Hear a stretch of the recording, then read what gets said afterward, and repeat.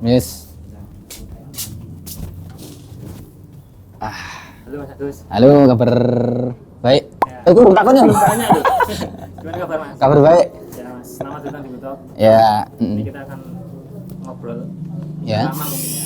Ya, boleh. Sekitar Indonesia dan sekitar Mas Agus ya. Oke. Kita kan ada sekitar pembagian ada 4 segmen Mas. Ah. Kita akan ngobrol biasa aja. Oh, Ini yang boleh, pertama sebelum kita ngobrol-ngobrol panjang kita mulai dengan trivia Indonesia. Oh, trivia. Ini pertanyaannya Jo, angel-angel loh, Pak ya. Lihat seberapa Indonesia dan seberapa GNV-nya Mas Agus. Wawasan kebangsaanku lemah ya, Pak. Oke, Oh, Jo angel-angel loh. Iya, Ini pertama buku nih. dan kita intelektual ya. Yang pertama, mana yang bukan di sini nanti mana yang bukan merek asli dari Indonesia? Yang bukan ya. Ya. A. Eiger, Heeh. B. Bata, Heeh. C. Polygon. Bata. Lanjut. Kampus tertua yang ada di Indonesia secara usia. Kampus tertua. A. UI, Heeh. B. UGM, Heeh. C. ITB. UGM. Di manakah letak kerajaan Singosari? A. Malang, Hmm? B. Mojokerto, C. Tuban. Malang. Lanjut. Stadion dengan kapasitas penonton terbesar di Indonesia sekarang 2024 ya. Ya. A. GBK, B. JIS, Hmm. C. Palaran Samarinda. GBK. Yang terakhir nih, Ya. film Indonesia terlaris sepanjang masa per bulan ini ya, 2024 bulan Mei. A. Agak Lain, Hmm. B. Pengabdi Setan 2, Ya. C. KKN di Desa Penari. KKN kalau ini. Oke, dari 5 pertanyaan tadi, review ya Mas. Ya. Yang pertama, yang bukan merupakan brand asli Indonesia, benar Bata. Ya. Dari mana Mas? Aku kurang tahu. Tapi yang jelas karena Polygon aku tahu itu Indonesia gitu dan Eiger iki kita yang ngomong Jawa Barat jadi detektif gitu sing ora ya. Bata itu dari Ceko Mas. Jeko. Oh, oke. Yang kedua, kampus tertua di Indonesia. Jadi jawabnya apa Mas? UGM. Salah Mas. Oh. Oh, UI malahan. UI itu Oh. tahun 1849. Sudah sebelum. Oh iya. Oh. UGM 1949. Iya, oke. B itu 1920. 1990. Oh. Tadi yang ketiga, letak kerajaan Singosari. Oh. Jawabnya Malang. nah. Benar. Oke. Stadion dengan kapasitas terbesar. Tadi ada GBK, JIS, Palaran. Aku kelihatannya masih yakin GBK sih. JIS. Oh iya bener JIS. Oh JIS itu berapa? JIS itu 82.000. Lo GBK punya pernah 100.000 ya? Tapi setelah Asian Games kan dikurang. Oh oke, iya sorry ya. GBK jadi 77.000. 70. Oh oke. Kalau Palaran tuh 67.000. Ya, Terus film Indonesia terlalu sepanjang masa benar. iya. Kita ngobrol nih Mas. Boleh. Di sini mau disebut sebagai apa nih? Mau jadi penulis, pengusaha, Oh penulis ya Pak. Wah. bro apa? Oh buru. Pengamat sepak bola. Buru aja lah. Ya, buru perbukuan lah ya. Siap. Jenengan kan penulis ya, Iya. dari awal dimulai dari katanya dulu jaga warnet terus Iya. terus sampai sekarang ternyata dilalui dengan di dinamika kehidupan Iya. sana kemari akhirnya balik lagi di dunia penulisan. Iya. Cerita awal bisa suka dan bersentuhan dengan dunia tulis menulis itu ya Mas? Oke, kalau itu sebenarnya lebih ke apa ya? Kelas 1 SMA itu saya punya guru bahasa Indonesia namanya Bu Rusmi. Jadi dia guru yang agak gemati lah sama saya. Jadi karena kok ono guru kok gemati karo aku. Mati gimana Mas? Jadi kalau Agak perhatian gitu. Terus karena merasa aku nulis puisi yang aku anggap itu tidak terlalu bagus tapi Bu Resmi memuji gitu. Wah, tulisanmu bagus. Terus aku merasa optimisme dan semangatku dalam dunia nulis menulis itu mulai tumbuh gara-gara Bu Resmi gitu. Dan sejak saat itu aku mulai agak suka ngebaca lebih tekun gitu. Walaupun sebenarnya kalau saat SD, saat masih kecil itu saya memang sudah suka membaca gitu. Dibandingkan dengan teman-temanku sepantaran gitu, saya merasa punya literasi yang paling tinggi lah gitu karena nenekku itu kerja sebagai tukang pembungkus tempe di salah satu perusahaan bukan perusahaan usaha rumahan gitu.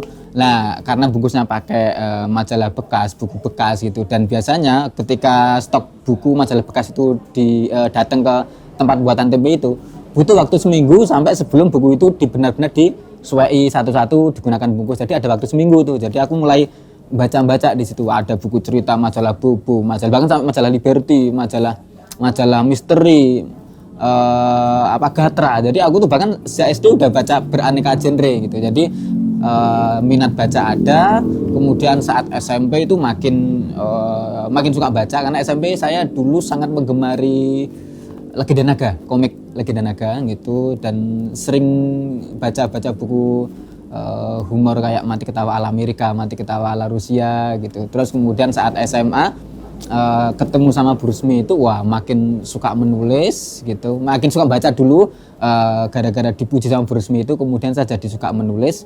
Begitu lulus SMA saya kerja jadi jaga warnet itu membuat saya menjadi ketemu sama buku bacaan yang lebih luas gitu, karena kan ya penjaga warnet sehari-hari di depan komputer terus baca Kaskus, baca aneka blog dan lain sebagainya. Dulu baca ada blog Cerpen Kompas dulu kan, Cerpen Kompas saya setiap hari baca cerpen-cerpen Kompas itu.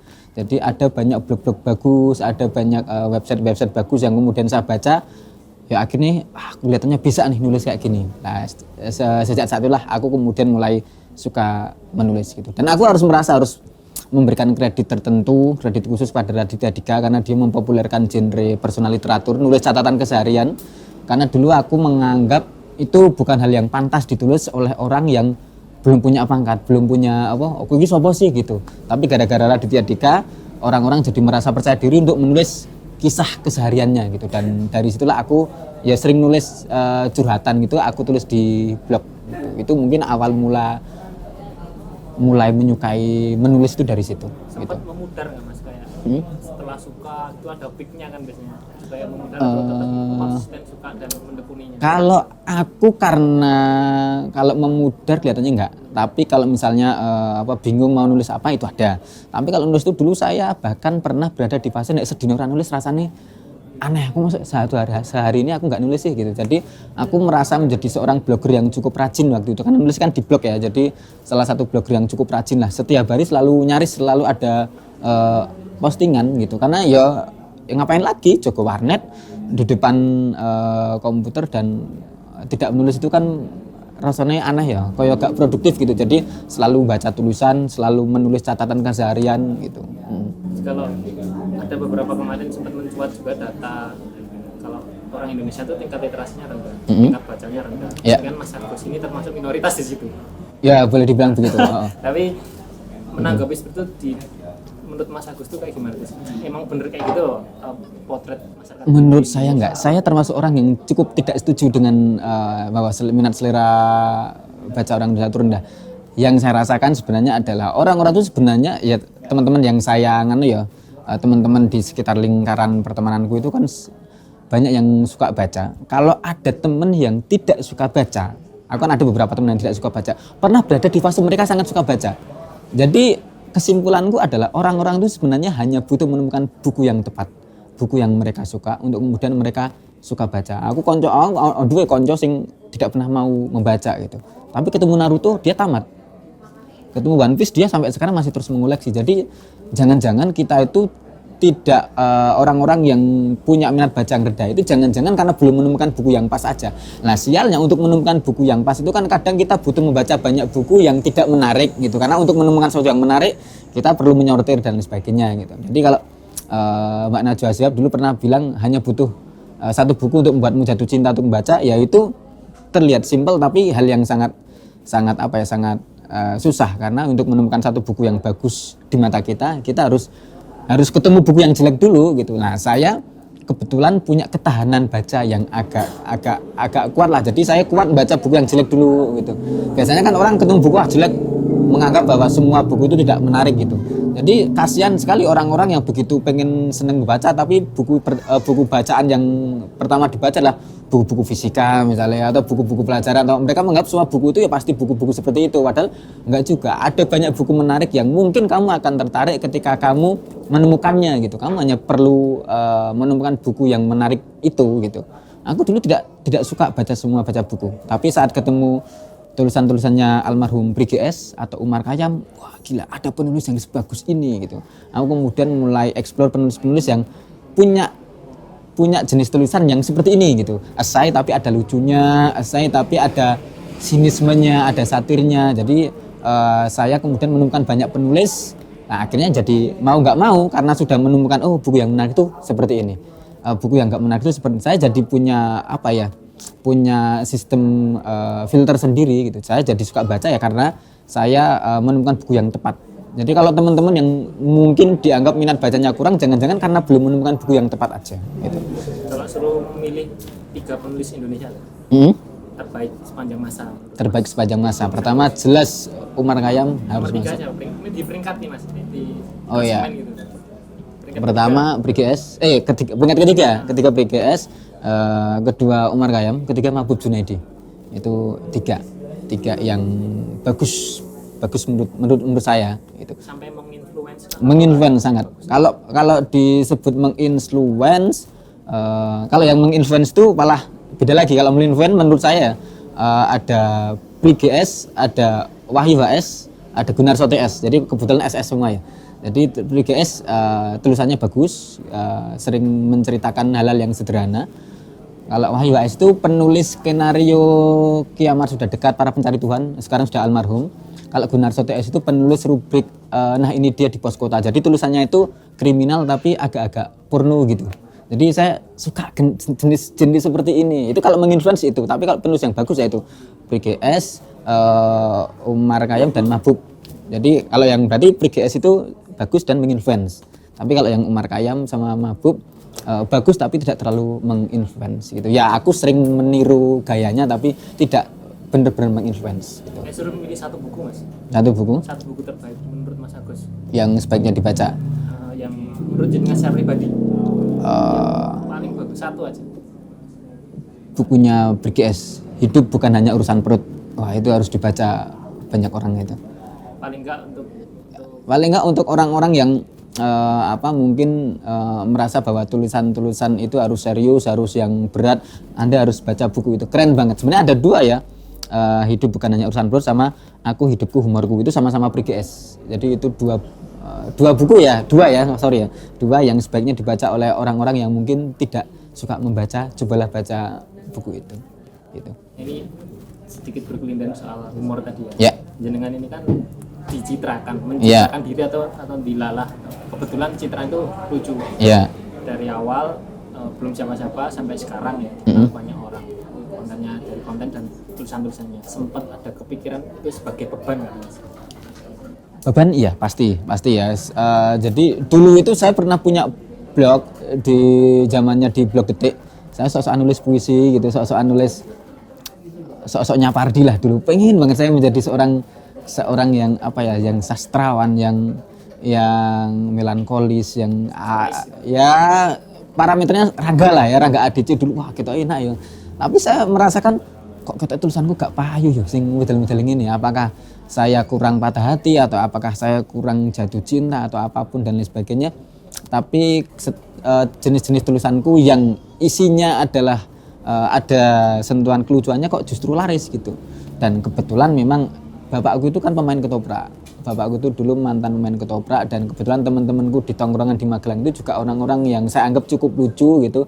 Jadi saya di tongkrongan itu bukan orang terlucu tapi salah satu orang yang cukup bisa menjadi lucu gitu. Jadi aku mencoba menulis gitu dan aku kasih sentuhan kelucuan itu dan ternyata itu laris gitu dan ya udah orang-orang sudah kadung tahu bahwa Agus itu identik dengan tulisan yang jenaka. Ya udahlah karena ini sudah kadung jadi branding yang juga sudah laku juga di tulisan-tulisan saya yang lain, akhirnya ya wis lah tak pakailah branding itu. Jadi kadang aku kalau mau nulis tulisan itu Mas, kadang aku mikir punchline-nya dulu Pak sebelum nulis tulisannya. Jadi apa ya punchline sing so tak lebokke ya iki baru setelah itu aku menulis inti tulisannya gitu. Jadi kadang menjadi beban tersendiri karena setiap nulis harus ada lucunya gitu. Karena itu yang dicari oleh audiensku di media sosial, pembacaku di blog itu harus ada lucunya. Jadi memang semi-semi beban.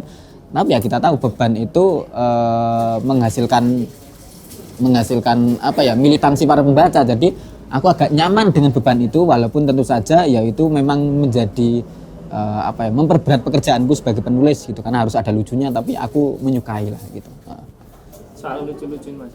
di kehidupan sehari-hari atau sejarah kehidupan selama ini pernah nemu sebuah peristiwa kelucuan tuh yang kemungkinan tuh hanya terjadi di Indonesia aja, di teman kan nggak ada nggak Mas? Contohnya pernah ketemu apa gitu? Oh kalau itu sering Mbak, apalagi teman-temanku itu, karena teman-temanku itu kan mohon maaf ya, teman-temanku itu kalau mabuk Wak, itu lucu banget. Jadi ya kita tahu lah orang kalau mabuk nih wis keser-keser kan biasanya lucu gitu ya. Aku pernah punya temen itu kena kecubung Mbak, jadi kena kecubung itu dia menganggap gombal lab itu sebagai kerupuk peyek, jadi dicemili gitu. Dan bapakku gombal tuh kain iya gombal kain, jadi bener dicemili gue ngomong cemili lagi peyek enak. Jadi aku merasa seperti ini ya efek kecubung. Terus bapakku itu kan punya gerobak, kan bapakku itu penjual es kelapa muda gitu. Jadi pernah itu gerobaknya bapakku itu dikumbah karo koncoku sampai bersih gitu.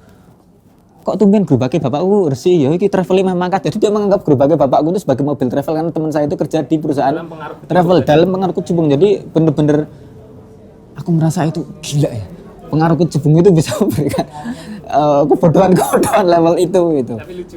Bagiku itu sangat lucu gitu. Kalau bapakku lebih lucu lagi. Bapakku itu kan memang orang yang apa ya, bapakku itu semacam orang yang selalu ingin membuat orang lain tertawa gitu, dan itu menjadi pengalaman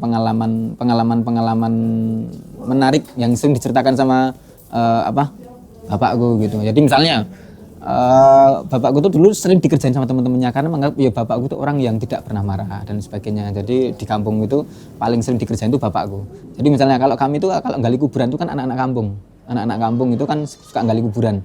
Jadi misalnya kalau kami gali dan ternyata masih ada tulang belulang mayat itu, kadang jempolnya dicopot, taruh sakunya bapakku. Jadi begitu mayatnya udah dikubur itu jenazah, coba kamu cek sakumu gitu. Jadi ada jari.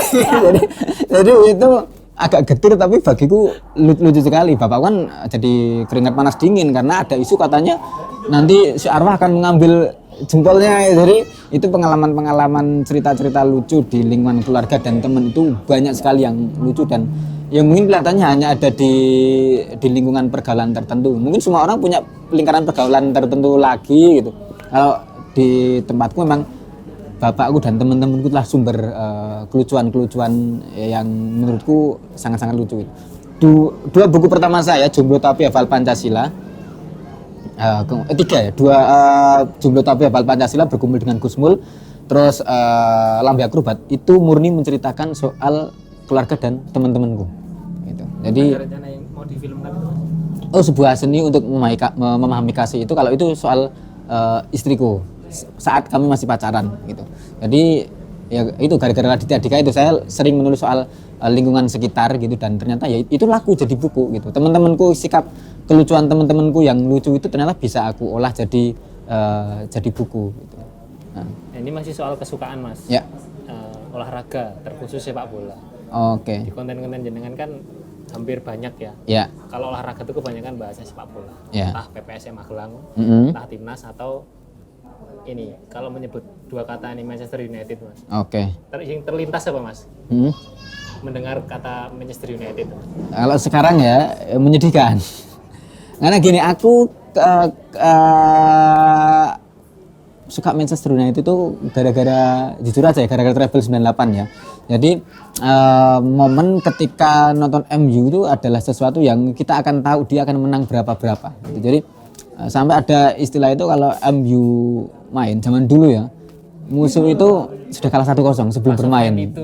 Iya, jadi merasa wah gila dahsyat banget. Jadi tidak seperti atau tidak punya perjuangan dalam mendukung, karena yang lain kan wah ini tim perjuangan didukung, itu kan ono militansi nih. Aku disebut sebagai militan enggak, karena aku menyukai MU saat MU itu sedang bagus-bagusnya di era-era yang sangat perform gitu. Ya mungkin sekarang itu mungkin adalah masa ketika aku harus menjalani masa-masa tirakatku gitu. Ya sama tim lain kan kayak fans Liverpool bertahun-tahun, Manchester City butuh waktu bertahun-tahun. Kadang aku masih sangat menghormati fans City yang dukung City sejak zaman Sun Ji-hai misalnya. Itu kan wah gila gitu. Jadi dan ada gitu, makanya orang-orang yang dukung tim tim Parma misalnya yang dulu sempat ke seri D itu kemudian naik ke C, ke Juve waktu turun dan orang masih tetap. Lah itu aku menghormati mereka karena mereka menyukai tim bukan karena mereka menangan gitu. Mereka kalah tetap mendukung. Aku pun mencoba mengambil mengambil jalan pedang itulah. Jadi ketika sekarang ya MU sedang disalib yang prihatin terus sekarang hasil sebaliknya aku berjaya dulu kemudian sekarang ya prihatin lah. Ya piye Pak diselip Chelsea dan sekarang bahkan tidak masuk Eropa itu kan kan belas nggak masuk Liga Eropa, Conference nggak masuk ya kan? UEFA nggak masuk, Champions nggak masuk. Pemberitaan tuh udan rocok kasihan banget. Jadi ya aku menganggap itu mengenaskan gitu. Kita belanja banyak pemain tapi tetap kalahan gitu dan itu kan agak tapi kenapa aku suka bahas MU karena jujur aja kalau dalam hal engagement Pak ya ini sebagai konten kreator MU itu dahsyat banget. Kemarin aku posting Instagram soal Trocoh itu di Instagram itu 300 follower naik 300. Jadi selang saat setelah postingan itu. Setelah postingan itu enggak kan bisa dilihat tuh di insight. Jadi postingan ini berapa orang yang follow gara-gara postingan ini kan bisa dilihat tuh. Ada 300 orang. Itu padahal kalau postinganku yang standar reguler konten-konten yang biasa itu mentok cuma 50. Tapi kalau MU itu memang memang lumayan engagement-nya tinggi gitu. Aku bahkan sampai beberapa kali di Twitter misalnya gitu. Ya di Bali sama akun resminya MU itu beberapa kali. Aku pernah loh sekali itu tampil di akun resminya Instagramnya MU dulu pas akhir musim itu. Ya karena orang sudah mengidentikan Agus Meladi sebagai fans MU gitu. Siapa tahu diundang ke sana. Wah alhamdulillah Pak. MU halo. Ya, sama PPSM tentu saja. Kalau PPSM karena memang kampung halaman dan ya itu bukan tim yang bagus tentu saja secara prestasi ya karena ya sekarang tahu sendiri main di Liga 3 itu kasta yang paling rendah gitu. Prestasi PPSM yang paling moncer yang saya ingat dulu final pernah masuk sampai final Copa atau apa gitu lawan Persibo Bojonegoro dan kalah itu di Stadion Gelora Bung Karno gitu dan itu katanya prestasi yang katanya paling dhuwur yang sakmono gitu. Tapi malah historical banget gitu. Historical ya karena pendiri PSSI, kebetulan pendiri PSSI tim yang tua gitu dan aku mendukung PPSM sejak SMP gitu. Ya itu pun karena di kampungku kan orang-orang dewasanya dukung PPSM. Ya kita mau dukung siapa lagi kalau bukan PPSM gitu. Akhirnya aku dukung Stadion Lama masih di Abu Bakrin. Jadi dukung PPSM karena orang-orang dewasa dukung PPSM, aku ikut kemudian ya konyol juga sebenarnya tim menangi jarang gitu. PSM itu kalau nggak salah menang terakhir itu beberapa tahun yang lalu Pak. Ini dari kemarin musim ini kan liga format liga sekarang 3 liga kan lokalan kan jadi main cuma 4 kali nggak pernah menang Pak. Sekarang kan udah di nasional atau ya nanti kalau udah 3 lolos kemudian baru Liga 3 nasional gitu nggak pernah menang. Kita mentok cuma imbang belum pernah menang. Tapi itu sebagai klub masa kecil kenangan dan ya aku harus kalau istilah aku dulu mencintai PPSM itu adalah kekonyolan tapi kadang kita perlu mencintai kekonyolan itu. Gitu. Mungkin bisa berkontribusi di situ nanti membentuk tim medianya atau apa itu. Ya, aku sering lah dimintai tolong sama tim adminnya PPSM buat Mas itu melu kita lagi ada promo, misalnya promo ini jersey atau ini lagi melu lah aku sering bikin kuis. Aku tuh beli loh, aku tuh sering loh beli bukan jersey ya. Jaket PPSM untuk kemudian aku bagikan ke followers untuk tebak skor. Itu sering kalau PPSM main aku beli nih jersey pakai uangku pribadi. Aku pakai uang pribadi untuk ya ben wong ayo ngeramekke PPSM main gitu. Itu. Terus ini kalau masih sepak bola tapi tingkatan nasional ya. Berandai-andai Mas, yang katanya STY itu diperpanjang kontraknya. Tapi kayaknya nggak tahu udah official atau belum. Ya udah diperpanjang 2027 kalau nggak salah. Ya. Seumpama nih dia terminate karena sesuatu hal. Dan apalagi sekarang lagi dibangun nih sistemnya. Kalau Erick Thohir kan bilangnya ya timnasnya dulu yang bagus. Nanti lama-kelamaan liganya menyusul gitu. Kalau STY tiba-tiba nggak lanjut gitu dengan program yang sudah dijalankan, yang akan terjadi timnas kedepannya kayak gimana? Atau ganti pelatih dengan tipikal yang berbeda? Kalau aku memang menganggap ya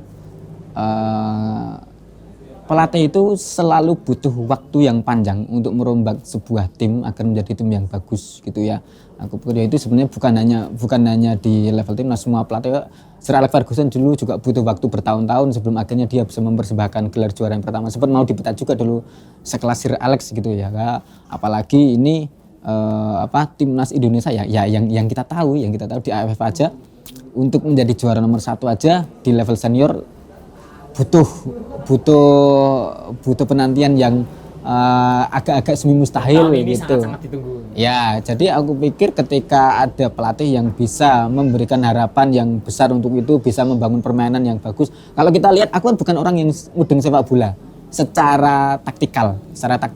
Tapi sebagai orang yang nggak mudeng aja, aku bisa melihat bahwa permainan timnas sekarang lebih bagus, berani build up dari belakang.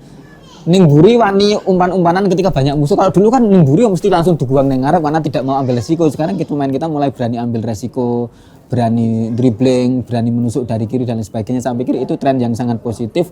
Kalau ternyata nanti dilalah kok STY lengser, ya pertama tentu ada kekecewaan karena ya bagaimanapun dia sosok yang sudah membangun fondasi pemain-pemain yang agar bisa menjadi lebih berani seperti ini gitu.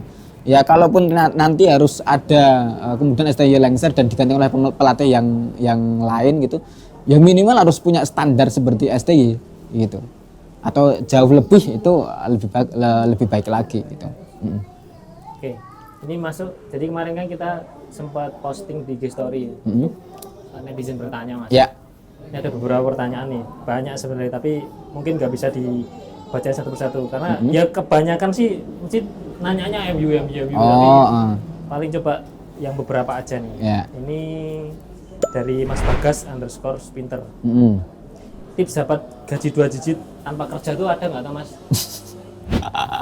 Oh, gak ono, Pak, karena kalaupun orang menyebutnya sebagai passive income gitu ya, itu kan kelihatan tanpa kerja. Itu kan harus kerja dulu di awal. Misalnya awalmu jualan produk digital misalnya, ya kamu harus kerja dulu di awal bikin produk digital kemudian menjual gitu. Atau kamu harus nulis buku dulu nanti dapat royalti. Memang setelah penantian royalti kamu nggak kerja, tapi kan saat bikin buku kamu juga kerja gitu. Kalau pengen dapat 2 digit dan nggak kerja, ya saranku satu, Pak, ya rabi karo ane wong sugih gitu. Tidak ada cara lain. Terus ini dari Ari. Semama Mas Agus jadi bos di MU nih, terus situ dan cepat biar MU itu bisa juara liga sekaligus Liga Champion. Itu apa yang strategi tercepat semama Mas Agus itu? Wah, aku tidak akan punya strategi cepat, Pak. Aku akan sangat mengusahakan ambil pemain-pemain dari akademi. Aku tipikal orang yang menikmati proses soalnya. Aku ingin menciptakan lagi class of nanti tuh gitu. Jadi ingin menciptakan. Jadi kalau aku jadi bos, aku akan sangat mengutamakan pemain-pemain dari akademi. Sama satu lagi ini yang mungkin aku sebagai orang goblok, aku berani mengomentari Erik ten Hag bahwa dia harusnya tidak berbuat seperti itu, yaitu merotasi pemain. Kalau ada pemain sing jelas adalah kebobolan, oke, misalnya Onana misalnya, ya kamu harus mengganti dengan kiper yang lain gitu. Kalau ada pemain blunder, kamu harus langsung ganti besok harus ganti ke pemain yang lain gitu. Itu salah satunya bukan lebih ke memberi kepercayaan, tapi untuk memberikan pressure bahwa ketika kamu bermain sangat buruk di satu pertandingan itu bisa menjadi momok yang sangat menakutkan. Sehingga pemain MU tidak boleh merasa aman. Menurutku pemain itu ketika dia merasa jadi pemain reguler, aman terus dikasih jam main, menurutku itu hal yang sangat buruk. Aku akan mencari pelatih yang mau mengganti pemain sebagus apapun dia ketika dia berbuat salah gitu. Aku melihat itu misalnya kayak di MU misalnya, kiper kedua Bayindir itu nggak pernah main, Pak. Walaupun bahwa Onana tampil bagus, tapi kan ada momen ketika Onana bermain jelek. Ketika Onana bermain jelek harus diganti gitu, karena ya itu untuk menciptakan persaingan internal yang sehat gitu. Tanpa itu ya pemain tidak punya semangat motivasi. Aku ngapain latihan bagus-bagus toh nanti yang main tetap Onana lagi gitu. Jadi aku akan mencari pelatih yang mau mengambil resiko untuk tidak memainkan pemain yang kamu anggap bintang, kamu anggap superstars ketika dia bermain buruk gitu. Terus ini dari Sports Wisnuar. Aku lagi mencintai Cah Magelang, Gus. Carane piye ben dia iso jadi pacarku. Kalau bahasa Indonesia aku lagi mencintai orang Magelang, cara gimana biar tuh anak itu bisa jadi pacarku. Wah, kalau ini bukan cuma orang Magelang, Pak. Awakmu udah disuguhi dadi ganteng mesti dicintai wong, Pak. Tapi kalau untuk ben dicintai apa ya? Ya kamu harus punya value lah, kamu harus punya value dan kamu harus cari orang yang bisa menerima dan bisa mengagumi value-mu gitu. Ya aku kan misalnya tampangku kan bagus ya ora gitu. Sugih ora, tapi kita aku nek nulis pinter lah. Ya aku golek wong sing menyukai tulisan-tulisanku. Itu dulu tips yang waktu aku dulu masih kerja di Mojo, aku golek cewek ngono. Karena dulu waktu SMA aku nembak cewek ditolak terus, Pak. Jadi aku mulai sok-sokan wani ngedit kan setelah jadi penulis gitu. Jadi kepercayaan diriku mulai naik gitu. Jadi setelah jadi penulis mulai ada perempuan yang mau ngedit sama aku itu ya setelah jadi penulis gitu. Jadi aku sudah punya value yang bisa aku tawarkan. Nek biyen kan ya wis lek kering bribek ya ora iso, motor ya ora duwe, jadi bener-bener enggak punya modal gitu. Jadi harus punya modal value dulu. Entah value-nya apa, kamu sendiri yang dari Imam MTQ, Imam Berintak paling Mas. Wah. Itu nanya, apakah harus punya karya dulu baru bisa jadi terkenal? Oh, enggak juga. Untuk terkenal kamu berbuat bodoh pun kamu bisa jadi terkenal kan. Tapi kalau kamu ingin terkenal sebagai orang yang punya citra positif ya kamu harus punya karya yang bisa dibaca oleh orang-orang, bisa dilihat oleh orang-orang dari sisi positifnya gitu. Kalau jadi terkenal nggak usah Pak lah awakmu ujuk-ujuk teko ning istana negara ya jadi terkenal Pak. Tapi apakah itu jenis keterkenalan seperti itu yang kamu cari kan pasti tidak gitu ya. Kalau kamu ingin terkenal dari jalur yang bagus ya kamu harus punya karya yang bisa dinikmati oleh orang-orang dan bisa diapresiasi gitu. Terus ini dari Adelina Wahid 95. Dua terakhir aja nih. Ya. Buku-buku sampean semuanya nggak mau buat dijual dalam bentuk PDF juga. Soalnya tiap beli buku fisik jenengan tuh langsung disobek anakku. Oh. Ini antara pujian dan penghinaan ya. Nah begini, aku kemarin menjual buku PDF gitu untuk buku yang terakhir judulnya Kenakalan Lambat itu karena kontraknya sudah habis dan aku merasa buku ini masih cocok untuk dibaca oleh orang-orang. Makanya aku kemudian menjualnya dalam bentuk PDF dan ternyata yang beli banyak gitu. Kemarin tak jual PDF itu ada sekarang udah lebih 1.000 orang yang beli gitu dan aku pikir mungkin besok kalau buku-bukuku udah dengan harga yang lebih murah gitu karena aku pengen agar buku-bukuku bisa dibeli oleh orang-orang yang mungkin tidak terlalu punya uang misalnya gitu karena cuma gratis 3 gitu 17.000 harganya 17.000 tak kasih gratis tapi cuma 3 tulisan jadi nanti kalau kamu nggak punya 17.000 kamu masih bisa baca gratis gitu jadi aku memang mungkin kalau buku-buku nanti kalau ternyata kontraknya udah habis misalnya dan aku tidak ingin memperpanjang tak PDF kan gitu karena aku punya semangat untuk menyebarkan tulisan-tulisanku agar dibaca oleh lebih banyak orang gitu. Nah itu Mbak Adelina jadi udah di gitu masih. Dan ini tadi nyambung Rambat itu sebenarnya Mas Agus ya? Bukan. Jadi Rambat itu sebenarnya dulu adalah kawan masa kecil saya waktu tapi saya. Real ada orang dan Rambat itu perempuan. Oh. Rambat itu nama perempuan. Ketika baca 3 awal tuh bayangannya kayaknya cowok ada. Enggak, Rambat itu memang cowok di cerita-cerita saya, tapi Rambat itu dari nama perempuan. Teman masa kecil saya waktu saya sering main di Kalianggrek. Jadi di Kalianggrek saya punya teman namanya Rambat. Rambat itu perempuan. Nama orangnya juga Rambat. Nama perempuan panggilannya Rambat dan dia perempuan. Karena unik itulah kemudian nama Rambat itu kemudian saya pakai gitu. Ya. Jadi saya sering pakai nama-nama teman, misalnya kalau di Mojok Mentok misalnya Narsum ikan cupang itu kan namanya Prayit. Prayit itu tetangga saya. Jadi saya karena sering bingung cari sering cari nama-nama yang unik gitu dari teman, dari tetangga, dari kenalan itu gitu. Tadi Mas Bukhor ya Jadi Rambat itu ada orangnya asli tapi aslinya perempuan. Namanya aja yang saya pakai. Bukan Mas Agus ya? Bukan. Ini terakhir nih agak serius. Ya. Rencana Mas Agus dan Mbak Kalis dalam mendidik Raras itu dalam cara berpikir kritis pada sang anak untuk tumbuhnya nanti. Oke, sebenarnya aku dan Kalis itu kan punya banyak pertentangan dalam pengen mendidik anak seperti apa gitu. Aku mungkin akan karena ini berkaca dari kasusku pribadi Mas ya. Aku merasa punya critical thinking yang agak mendingan dibanding teman-teman di kampung itu karena sering baca gitu. Dulu pertama kali aku baca majalah Bubu. Majalah Bubu itu kan cerpennya selalu berakhir dengan bahagia. Raja dan Tuan Putri hidup bahagia di istana, menikah, penjahatnya pasti mati. Tapi ketika baca cerpen Kompas, ternyata ada kisah di luar sana, bahkan tokoh utamanya itu mati, berakhir dengan sedih. Jadi ada realitas-realitas yang itu aku dapatkan di cerpen yang bukan dari majalah Bubu. Jadi semakin banyak bacaan kita jadi punya perspektif yang banyak.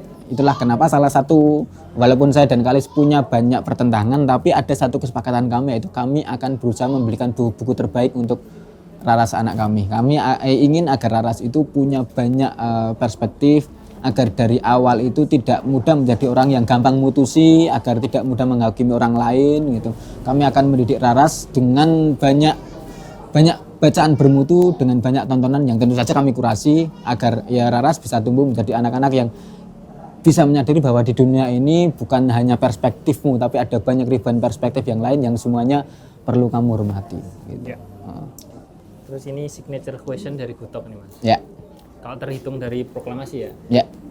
Indonesia emas di 2045 ya, 100 tahun Indonesia. Bayangan Mas Agus tuh Indonesia itu bakal jadi seperti apa Mas? Aku belum bisa membayangkan Indonesia akan jadi Indonesia emas di 2045. Kalau melihat kondisi yang seperti sekarang ya ini standar aja, misalnya dunia lini masa kita orang-orang masih mudah menghakimi orang lain, politik kita belum sebagus yang kita pikirkan, misalnya money politik masih banyak, kemudian banyak kebijakan yang dibikin bukan untuk mensejahterakan rakyat dan sebagainya gitu. Apakah itu butuh waktu yang panjang untuk memperbaiki? Iya, tapi aku tidak yakin 2045 bisa terwujud. Mungkin nggak terwujud kalau memang pemerintah dan banyak pihak lain benar-benar bekerja keras gitu ya, bekerja keras dan semua pihak saling bersatu padu. Tapi aku menganggap itu sebagai sebuah hal yang agak pesimis gitu. Jadi mungkin ini walaupun good news tapi ini agak nggak good ya. Aku agak pesimis Indonesia bisa 2045 Indonesia emas. Mungkin 2100 lah. Bisa jadi Indonesia emas atau Indonesia cemas? Indonesia cemas. 2045 aku mungkin masih agak pesimis, tapi ya semoga saya salah dan 2045 memang benar-benar terwujud, walaupun itu dengan kerja yang sangat keras dari berbagai pihak. Tapi dalam diri saya sendiri, di sudut hati yang terdalam, saya menyimpan kepesimisan itu gitu. Ini mohon maaf kalau ini agak nggak good news ya. Terima kasih Mas Agus atas waktunya. Suwun. Sama-sama. Nggih, suwun. Siap. Cut.